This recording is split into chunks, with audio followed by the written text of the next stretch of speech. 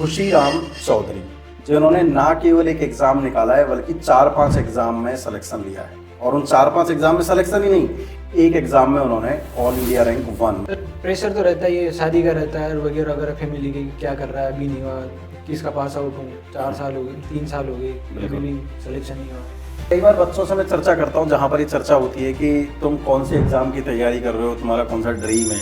लेकिन मैं कहता हूँ कि ना तुम उस एग्जाम की तैयारी मत करो, बल्कि बहुत सारे एग्जाम को क्लियर करो, ताकि तुम्हें हमेशा लाइफ में ये रहे कि यार अब मेरे पास में कई सारी मल्टीपल चॉइस है, तो मैं कौन से एग्जाम को ज्वाइन करूँ। मेन तो ये कि सर सोशल मीडिया आज के ज़माने में वो उससे दूर रहना ही पड़ेगा अगर आपको सिलेक्शन चाहिए। एग्जैक्टली। क्योंकि जैसे रील देखने लग जाते हैं अपन, चालू की पता ही नहीं चलता कभी 1-2 घंटे निकल गए।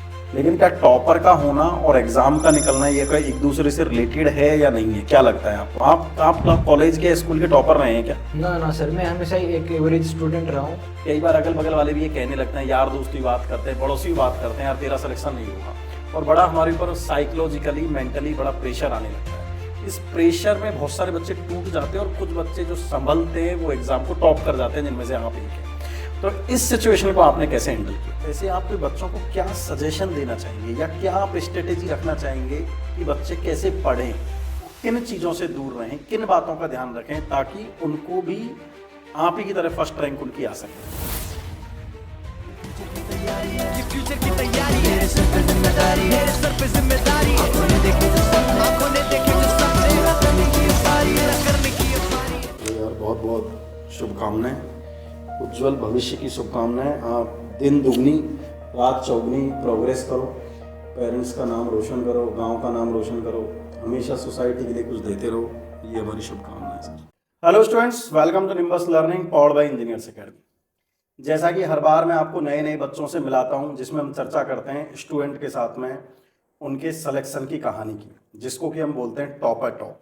आज उसी कंटिन्यूएशन में आज हम चर्चा करने वाले हैं एक ऐसे स्टूडेंट की जिन्होंने ना केवल एक एग्जाम निकाला है बल्कि 4-5 एग्जाम में सिलेक्शन लिया है। और उन 4-5 एग्जाम में सिलेक्शन ही नहीं, एक एग्जाम में उन्होंने ऑल इंडिया रैंक 1, मतलब जिस स्टेट में वो एग्जाम हुआ है, जो हम स्टूडेंट की जुबानी जानेंगे, उसमें उनकी रैंक 1 भी हासिल आई है।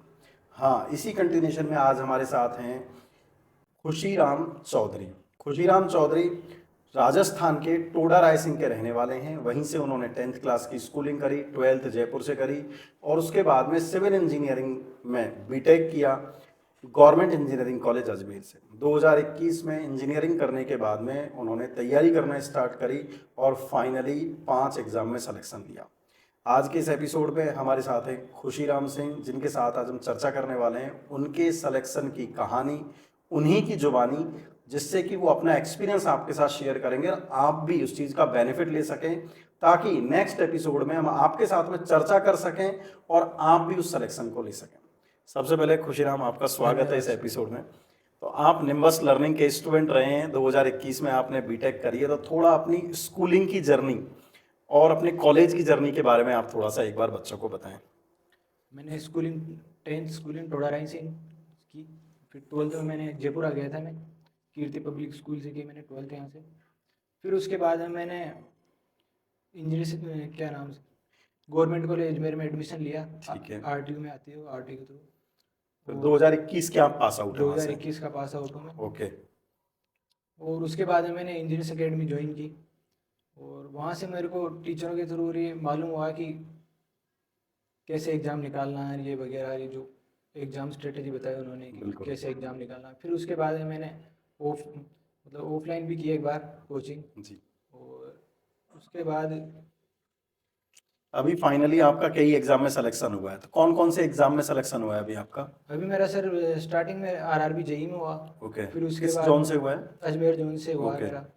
फिर पीआरडी जेईन में हुआ मेरा, ओके। पंचायती राज जेईन में। फिर उसके बाद आरएसएसबी के थ्रू? आरएसएसबी के थ्रू। और कंबाइंड जेई जो आरएसएसबी करवाता है हाँ, उसमें भी आपका हुआ है। ओके। फिर माइनिंग में जो सर्वेयर की पोस्ट है, ओके। उसके अंदर हुआ है मेरा। और अभी सर हाल ही में जेटीए में फर्स्ट रैंक आई है। और जेटीए में आपकी फर्स्ट रैंक आई है। तो कई बार बच्चों से मैं चर्चा करता हूँ जहाँ पर ये चर्चा होती है कि तुम कौन से एग्जाम की तैयारी कर रहे हो, तुम्हारा कौन सा ड्रीम है। लेकिन मैं कहता हूँ कि ना तुम उस एग्जाम की तैयारी मत करो, बल्कि बहुत सारे एग्जाम को क्लियर करो, ताकि तुम्हें हमेशा लाइफ में ये रहे कि यार अब मेरे पास में कई सारी मल्टीपल चॉइस है, तो मैं कौन से एग्जाम को ज्वाइन करूँ। तो लगभग वही सिचुएशन आपके पास में आई है। तो ये जितने सारे एग्जाम हैं इनमें से कौन से एग्जाम को आप ज्वाइन करने वाले हैं अब? सर मेरा पंचायती राज ज्वाइन करने का मन है थोड़ा। अच्छा, इन सब में से पंचायती राज ज्वाइन करेंगे। हाँ लेकिन मेरे को ऐसा लगता है आपके इस पूरे करियर को देखते हुए कि आपका फाइनल ड्रीम तो ये नहीं होगा। अब आगे की क्या प्लानिंग है आपकी, क्या करने वाले हैं आप? आगे सर यही है कि आरपीसी इनमें फर्स्ट रैंक लाना, मेरा बस यही है। जो अभी सितंबर में प्री शेड्यूल्ड है। नहीं, बहुत ही बढ़िया, आपको हमारी तरफ से एडवांस में शुभकामनाएं कि आप अच्छे से तैयारी करें और उसमें भी फर्स्ट रैंक लेके आएँ ताकि फिर से अपन को बैठने का मौका मिले। आगे अपन चलते हैं, इसमें सबसे ज़्यादा इंपॉर्टेंट बन जाता है जब आपने 2021 में बीटेक करी और ये एग्ज़ाम तो अभी आपके निकले हैं। तो ये जो टाइम होता है प्रिपरेशन का, इसमें बहुत सारे डीमोटिवेशन आते हैं, बहुत सारे डिस्ट्रैक्शन आते हैं, बहुत सारे फैमिली का दबाव होता है, सोसाइटी का दबाव होता है। कई बार अगल बगल वाले भी ये कहने लगते हैं, यार दोस्त भी बात करते हैं, पड़ोसी भी बात करते हैं, यार तेरा सिलेक्शन नहीं होगा। और बड़ा हमारे ऊपर साइकोलॉजिकली मेंटली बड़ा प्रेशर आने लगता है। इस प्रेशर में बहुत सारे बच्चे टूट जाते हैं और कुछ बच्चे जो संभलते हैं वो एग्जाम को टॉप कर जाते हैं, जिनमें से आप एक हैं। तो इस सिचुएशन को आपने कैसे हैंडल किया? सर प्रेशर तो रहता ही है, शादी का रहता है वगैरह वगैरह, फैमिली की क्या कर रहा है, अभी नहीं हुआ, 21 का पास आउट हूँ, 4 साल हो गए, 3 साल हो गए कि अभी भी सिलेक्शन नहीं हुआ। तो वो तो था ही। तो जब फर्स्ट सिलेक्शन हुआ मेरा आरआरबी में, तो सर फिर वो डर खत्म हो गया। तो फिर उसके थ्रू सारे एग्जाम निकल गए कि एक एग्जाम क्लियर हो गया, तो फिर वो जो डर रहता है ना आदमी का, वो खत्म हो गया। तो क्या ऐसा कह सकते हैं जब स्टूडेंट का एक एग्जाम जब निकलता है उसका कॉन्फिडेंस लेवल इतना बढ़ जाता है बिल्कुल बिल्कुल कि उसके आगे के कई एग्जाम की प्रोबेबिलिटी बहुत ज़्यादा बन जाती है? जी सर, जी सर। बिल्कुल ठीक बात है। एक चीज़ और बताओ मेरे को कि जब आप जैसे पहले क्या होता होगा, पहले खुशीराम जब गांव जाता होगा, जब अड़ोसी पड़ोसी भी देखते होंगे अच्छा आ गया, मतलब ये ह्यूमन नेचर बता रहा हूँ मैं आपको। और गांव में, घर परिवार में, कस्बों में ये सब होता है और घर वाले भी उल्टा पूछते हैं। मतलब घर वालों से, जैसे आपके पापा आपने बताया गवर्नमेंट टीचर हैं, तो पहले जब घर वाले अड़ोसी पड़ोसी जब पूछते होंगे, बड़ी टोन उनकी अलग डायरेक्शन में होती होंगी, और क्या कर रहा है आजकल खुशीराम। और जॉब लगने के बाद शायद उनकी टोन और रेस्पेक्ट का तरीका बदल जाता होगा। तो जब ये बदलता है, जब अब कैसा फील कर रहे हैं आप, मतलब और आपके घर वाले कैसा फील कर रहे हैं?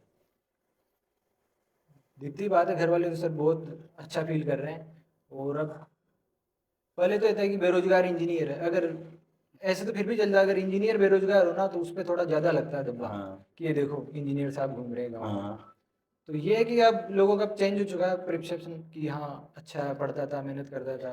हाँ, वो तो एग्जाम निकलते ही उसी को हाँ, कहने लगता है, उसी मेरे को को- तो पता था इसका तो सिलेक्शन होएगा, ये तो मेरे को होएगा, पहले लगता था, हाँ। बचपन से ही लगता था इसका तो होएगा। बाकी प्रेशर तो रहता ही था। तो आपकी जब ये प्रिपरेशन चल रही थी जिसमें कई सारे लाइफ में डिस्ट्रैक्शन आए जो मैंने चर्चा करी, तो आपके रोल मॉडल कौन थे? जब कई बार बच्चों के मन में डिमोटिवेशन आता है तो ऐसा क्या वो सोचें, क्या वो करें, किन के बारे में सोचें, या आपके लाइफ में ऐसे रोल मॉडल कौन है जिनसे कि आप अपनी समस्याएं शेयर करते थे और आपको फिर से मोटिवेशन मिलता था तैयारी करने के लिए? सर मैं मेरे पापा को देखता था हमेशा ही, तो वो क्या टीचर थे और मेहनत भी काफ़ी करते थे वो।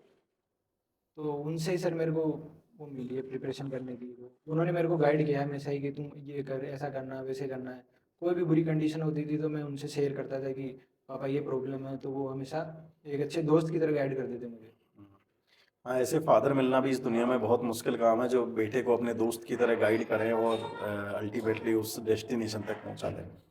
अच्छा, एक बात और बताओ, जो हर स्टूडेंट के मन में एक सवाल रहता है कि ठीक है सिलेक्शन भी हो गया, ज्वाइन भी कर लेंगे, अब लेकिन आपने जो तैयारी करी और बच्चों के मन में कई सारी जो मन में बातें आती हैं, तो ऐसे आप कोई बच्चों को क्या सजेशन देना चाहेंगे या क्या आप स्ट्रेटेजी रखना चाहेंगे कि बच्चे कैसे पढ़ें, किन चीज़ों से दूर रहें, किन बातों का ध्यान रखें ताकि उनको भी आप ही की तरह फर्स्ट रैंक उनकी आ सकें?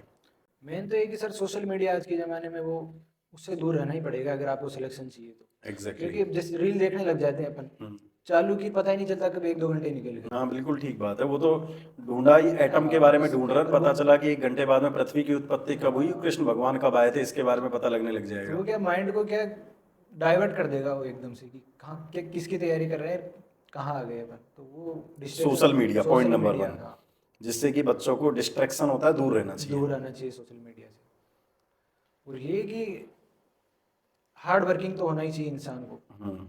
हार्ड वर्किंग के थ्रू ही निकलेगा जो भी निकलेगा, एग्जाम तो उसी से निकलेंगे। पढ़ाई के बारे में आप क्या कहेंगे? Questions, test series, theory? JEE के एग्जाम के लिए तो ये है कि जितने ऑब्जेक्टिव हो ना पीआईक्यू लगाना, वो लगाना चाहिए। तो पीआईक्यू बेस्ट है, वो टेस्ट सीरीज ज्वाइन करनी चाहिए, बार बार टेस्ट देना चाहिए। ये एक बार कोचिंग जरूर फर्स्ट टाइम कोचिंग कर लो, फिर जो ये ऑब्जेक्टिव क्वेश्चन वगैरह, पीआईक्यू वगैरह, ये ताकि एक बार कोचिंग हाँ। करके सारे ब्रीफ नोट बन जाएं। वो डाउट निकल जाए, मन के डाउट निकल जाए, इसलिए वो ज़रूरी है कोचिंग। तो उसके बाद में POQ लगाओ। बिल्कुल ठीक बात है। तो और कोई ऐसे पॉइंट जो आप बताना चाहें बच्चों के भले के लिए, ताकि क्योंकि अपनी इस कन्वर्सेशन को सुन के यदि 2 बच्चों का भी सिलेक्शन ज़्यादा होता है तो आज की आपकी और मेरी चर्चा सार्थक होगी।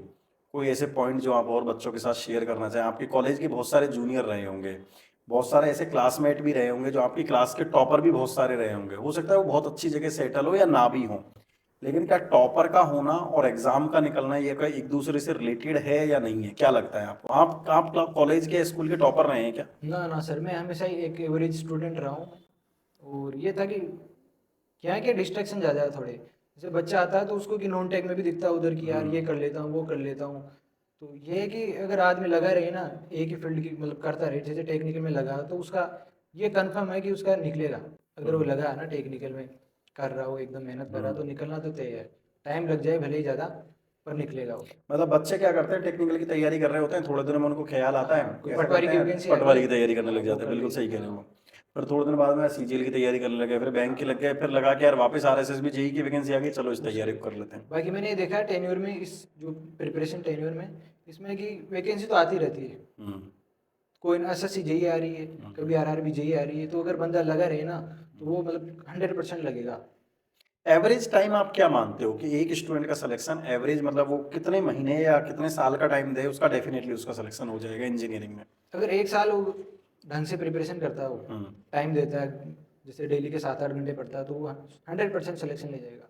मेरा भी यही था कि बीच में जैसे कोई राजस्थान में वैकेंसी आ गई, पटवारी की आ गई, वो दे लिया मैंने, तो उससे मेरे को क्या काफ़ी टाइम वेस्ट हुआ मेरा।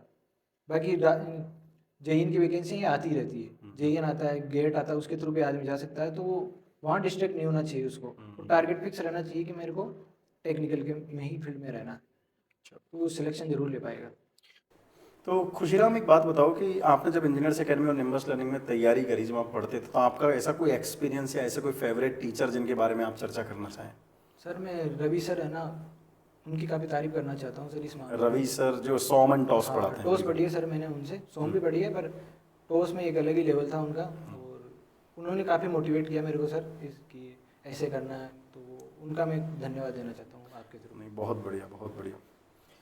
चलो, तो जितने भी बच्चे जो इस एपिसोड को देख रहे हैं, अल्टीमेटली एपिसोड और टॉपर टॉक का एक ही मकसद है कि यदि आप कोई लाइफ में मिस्टेक कर रहे हैं, आप किसी कारण से सिलेक्शन नहीं ले पा रहे हैं या किसी कारण से रह जाते हैं, तो आप खुशीराम जैसे बच्चों से मिलें और ना केवल सिलेक्शन लें बल्कि मल्टीपल एग्जाम में सिलेक्शन लें। और आप इतने कन्फ्यूज हों सिलेक्शन लेने के बाद कि यार मेरे को कौन सी नौकरी ज्वाइन करनी है, और उसमें भी ऐसा होना चाहिए कि ना उन एग्जाम में सिलेक्शन लें, आपका टारगेट होना चाहिए उस एग्जाम में रैंक 1 लाना।